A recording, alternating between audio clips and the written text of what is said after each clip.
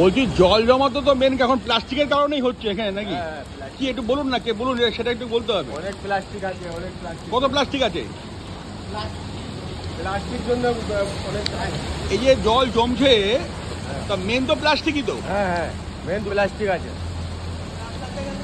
Plastic জন্য অনেক plastic. আপনি দেখুন না, বাইরে দেখুন না, অনেক প্লাস্টিক আছে।